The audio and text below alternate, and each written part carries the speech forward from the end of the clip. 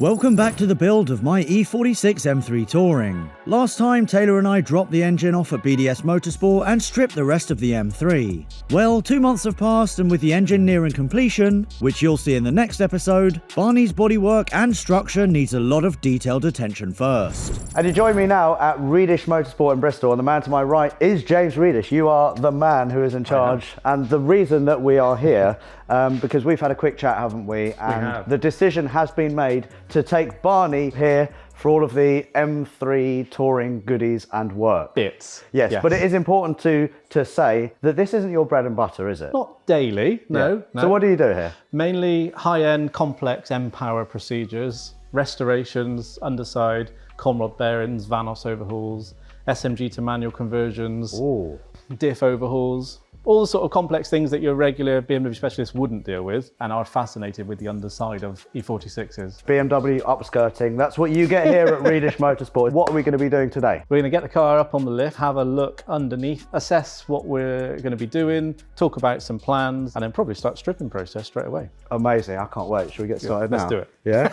Oh, sorry. Before that though, a reminder from me that if you want to buy yourself a used car, make sure you run a CarVertical report on it first to make sure it's not being crashed, stolen or clocked. If we take a look at the CarVertical report for Big Pete, you can see that we've got green ticks for theft, mileage, finance and damage. That means that this car does not have a shady past.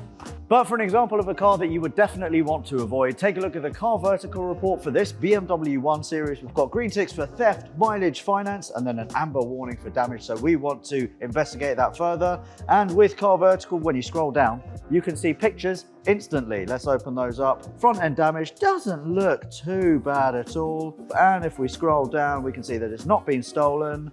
The mileage seems to stack up. Vehicle was damaged one time. It was marked as an insurance write-off. It's a Category S repairable structural damage, but we know that if we saw this car on Facebook Marketplace, one to avoid. So then a final reminder to make sure that you run a CarVertical report on any car that you want to buy. What's more, to sweeten the deal, you will get 10% off using the code AutoAlex. Back to Barney.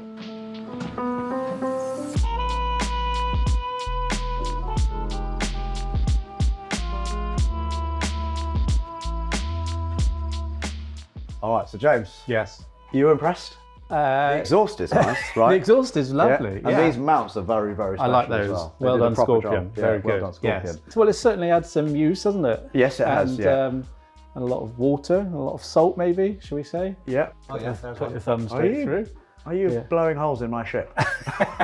Luckily, that's coming out, so that doesn't matter. Battery box is bad, which they all are, but yours is particularly bad, so that may hole itself when we start working. Or we could just spray Raptor spray on it, and then that'll just proof it for another 5 years. Absolutely. Jack-in points are reinforced on the Touring already. They've got a central sort of third point inside, so they don't need reinforcement work. However, they are suffering with bad delamination. Yes. That's a big bit. bit. That is a big bit. Oh, let's take it out. Yeah. That looks nice. Yeah. I'll have a go on this. Yeah, absolutely. Of course, yeah. Pick it apart. Quite Yeah, literally, excellent, yeah. Memento, you could take that home and frame it. Yeah. Thank you. So the long and short of it is Barney is quite a high mileage hero, also quite rusty. Yes. And it is a BMW, so it wouldn't be a car without rust. Absolutely. Yeah. The main thing we're going to need to do is obviously reinforce the RACP. So rear axle carrier panel is notoriously weak on E46s. I would be disappointed if it didn't have cracks. Yeah. If it hasn't, then give me another 20 minutes and I'll be back. What are the first kind of steps to converting an E46 Touring into an M3 structurally? The boot floor needs to be changed for an M3 boot floor. RACP, that can be reinforced, obviously repaired first if there's any cracks and spot weld problems. We could do some brace work and what we call load relief system to structurally connect the RACP to the chassis leg. Front internals will need reinforcing as well, underneath the rear seat panel. You've also got things like rear arches, obviously. M3 had wider arches. Panel-wise, we need to do something with that. Yes. Inner wheel arch panels, because they're always rotting out on the M3, and we convert them to a CSL one. But obviously on the external, we're going to need to put the M3 panel on because it's obviously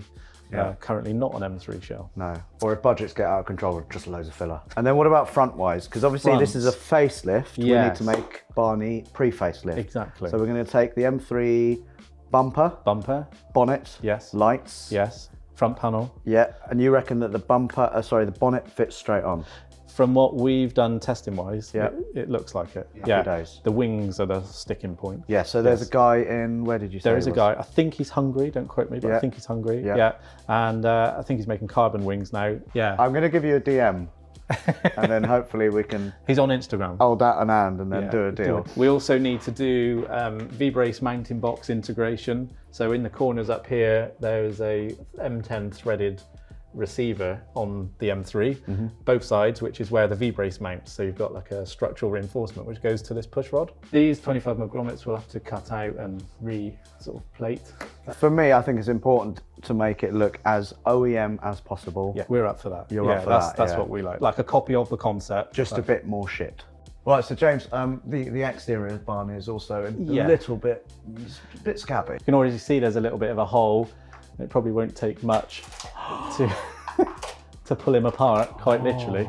How much do you charge for this excellent work that I've just witnessed? What, fingering holes in it? Yeah, that is, wow. He has done this before. Yeah, that's a shame. But Oh, that is good. that will come from memory with the new panel. Yeah, we've tried both options. We've tried buying an entire BMW side panel and it works, it's fine, but it's £2,300 and something each side. That's that's more than half what I paid for the entire car. And then Lawrence does some which are like 10% of that. Oh, really? Yeah. Okay. And we've used them and they work well. Arches are a big rust, but this one unfortunately is suffering. With that in mind, we got you an award. Oh, thanks. Rustiest touring. Alex Kerr, that is brilliant.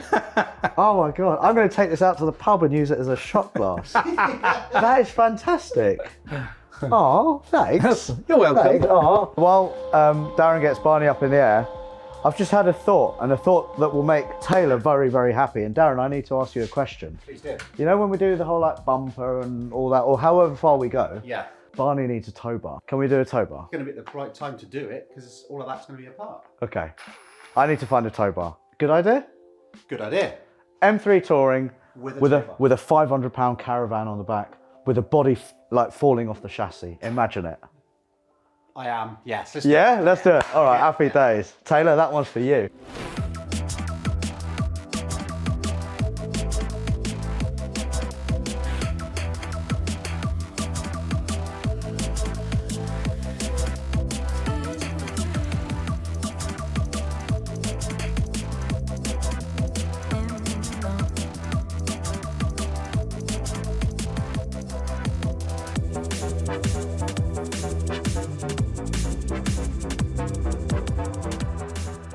So Darren, Yes. progress report. What's going on? So we have removed for you previously exhaust, Yeah. prop shaft. Yeah. Rear springs have come out. I'm now taking the anti-roll bar links out. 4 fixing points, 1 in each corner at the back, Yeah. and then 2 at the front. Undo and then lower away. Right, so while Darren continues tearing Barney apart, I thought I would show you James's personal Z3 M Coupe because it's a super, super, super rare one. This is an S54 engine coupe from the E46 M3. They are super, super rare. Only 1,112 S54 engine Z3 M coupes came out of the factory worldwide, of which 165 are right-hand drive, so UK, Australia, Japan, and then 123 of those 165 are right-hand drive, UK. So super, super rare. What makes this even more rare is that it is an Oxford green car as well, of which it is only one of 2 cars.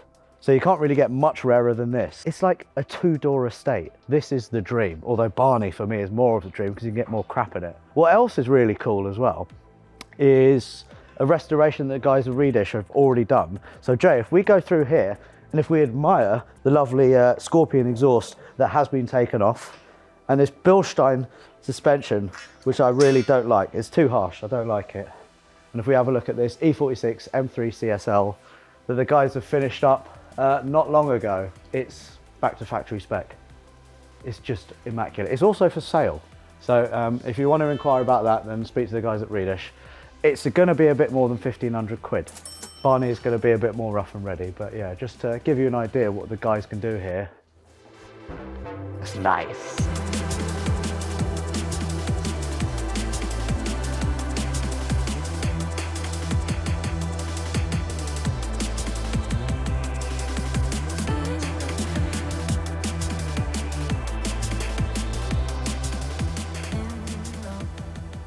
James is here to obviously inspect the brick floor and to tell me that it's really badly cracked. That's what I want to hear. It'd be nice if it was, wouldn't it? Yeah.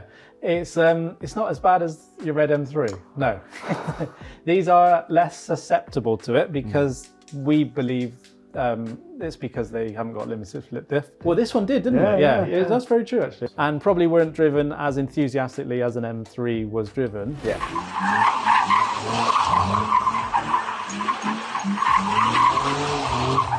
However, they still do crack. There is many different versions of the RACP, and you have got a later one. This is the ones from February 2002 onwards. So you've got 2 vertical spot welds there and there, which stabilise it quite nicely.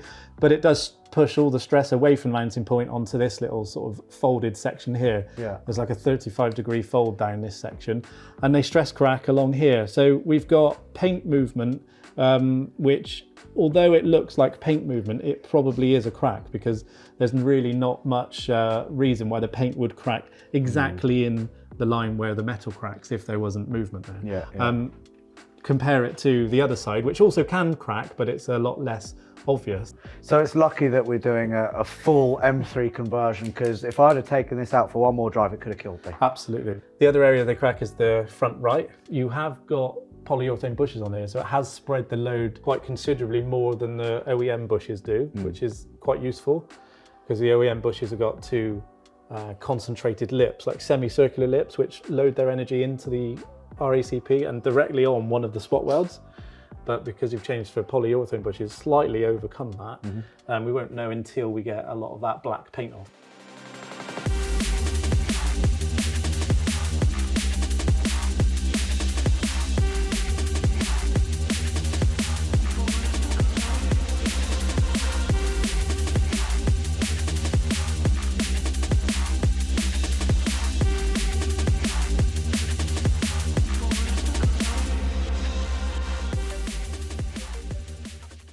You join me back at Redish Motorsport. Above me is Barney, my high mileage hero that you guys are transforming into an M3 Touring. Yes. On my request. Yes. Because this car I'm never going to sell, and I love it, and I love M3s. Excellent. It has been a hot minute. It's been, what, a couple of months, I think, since the last update? Stuff like this takes a while, so bear with us, but work has been going on in the background. So when you last came down, we did the drop off, we did the strip down. Fuel tank and assemblies have come out, which have exposed, unfortunately, more corrosion. We've also started with some of the reinforcement work, so done a singular plate here just to show some differences between left and right. So on the RACP, that's one of the main things that we're here to do. So we're reinforcing that to make sure it can cover M3 power. Started removing some brackets, so fuel tank and brake pipe brackets have come off, just to make sure that we can de-corrode those areas, because the corrosion is behind the brackets, not just on the surface of the bracket. Battery box, we've had to take the bracket off of that. We already noticed there was holes within that before we started. Quite bad, doesn't it? It's a bit game over for that one. Yeah. And is this quite a common area for these cars to us? It is, and it's the same battery box on all E46s. But we're not going to be worried about this, not at all, are we? Because on the floor, we've got a brand new panel. Tell me about this. So new M3 panel that's come from BMW. They're still available, which is excellent. They're about how much is that? 430 plus VAT, 510 roughly with the VAT. Not too bad. Not too bad. No.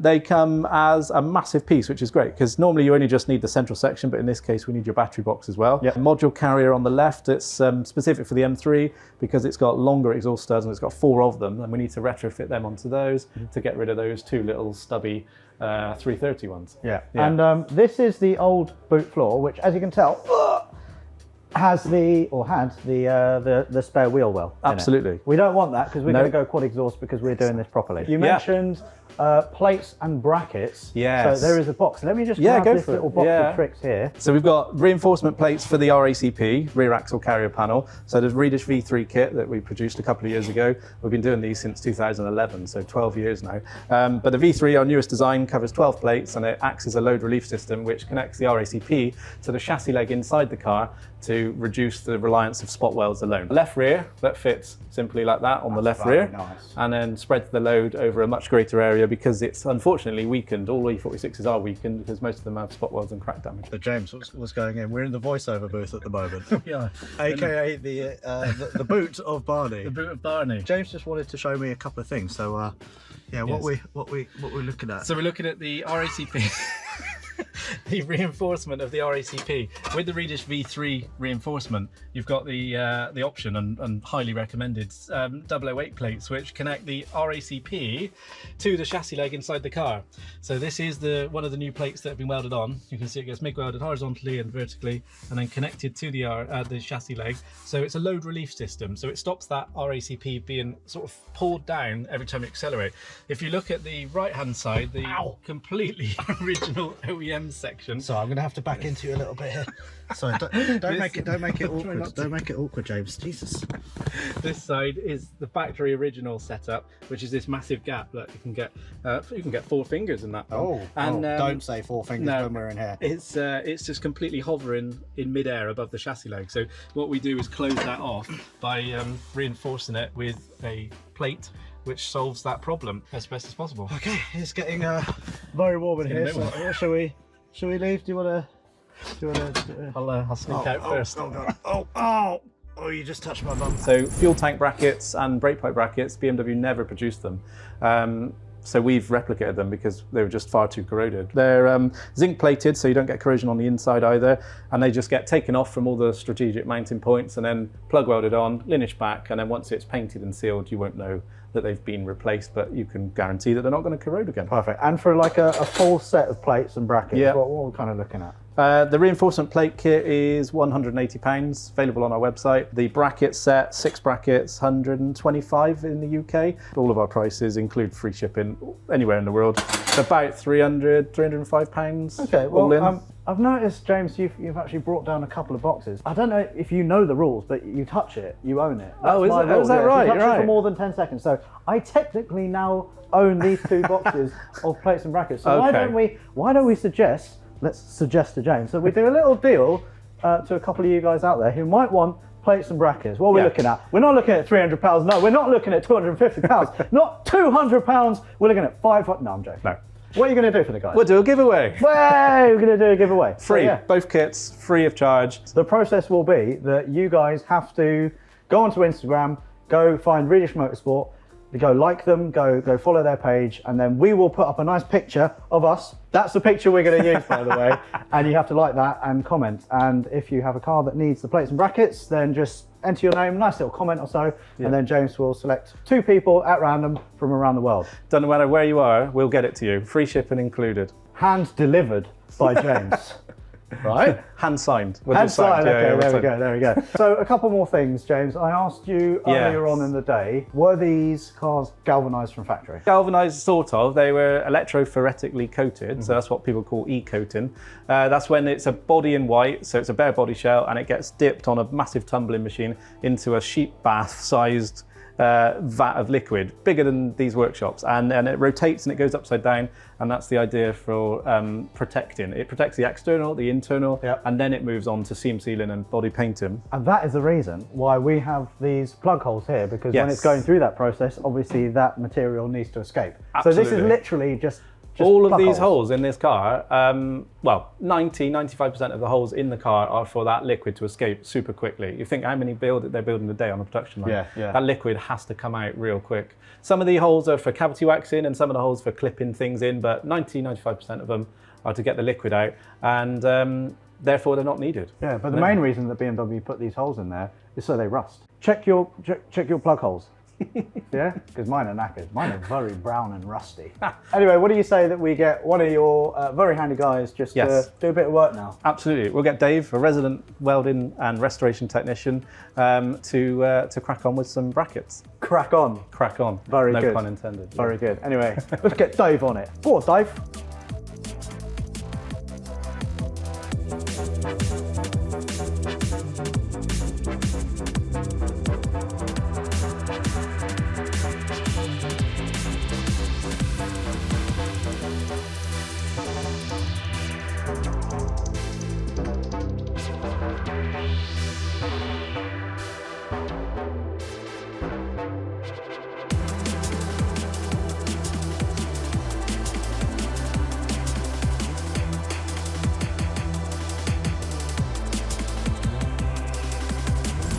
So while Dave behind me continues welding the plate onto Barney, that is now the end of this episode.